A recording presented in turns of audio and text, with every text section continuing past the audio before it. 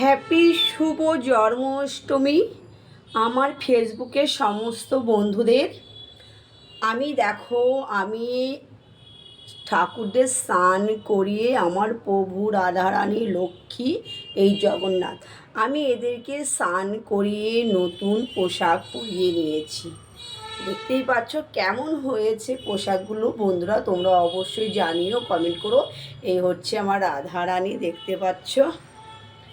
এই যে কেমন কেমন হয়েছে প্লিজ জানিও। আর এই হচ্ছে আমার ঘরের লক্ষ্মী, আর এই হচ্ছে আমার জগন্নাথ। আমি প্রত্যেককেই স্নান করিয়ে নতুন বস্ত্র পরিয়ে নিয়েছি। আর এইখানে যে ঠাকুর ঘরে দেখতে পাচ্ছ ছবিগুলো, আমার ছেলে যখন একদম ছোট ছিল, 3-4 বছর বয়স, তখন ছবি দেখলেও কিনতো। তাই এগুলোকে আমি ঠাকুর ঘরে রেখে দিয়েছি। হয়তো পুজো দেওয়া হয় না, ধূপ ধুনোটা পায়, ওর জন্য আমি এখানে রেখে দিয়েছি। কেমন হয়েছে আমার প্রভু রাধারানী জগন্নাথ মা লক্ষ্মীর পোশাক তোমরা প্লিজ একটু সবাই জানিও। আর এইদিকে দেখো, আমি এই যে একটা দেখতে পাচ্ছ, এটা হলো মাটির ষাঁড়। আমি এসেই দেখছি একেও নতুন পোশাক পরিয়ে নিয়েছি।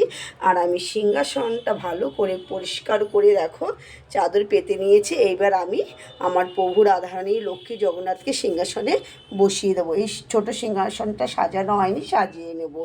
আর দেখো ঠাকুর ঘরের কী অবস্থা, এই কাশ ভেঙে গেছে, বাল্বটা পরিষ্কার করতে হবে। সবাই জানিও কেমন হয়েছে পোশাকগুলো। টাটা সবাইকে।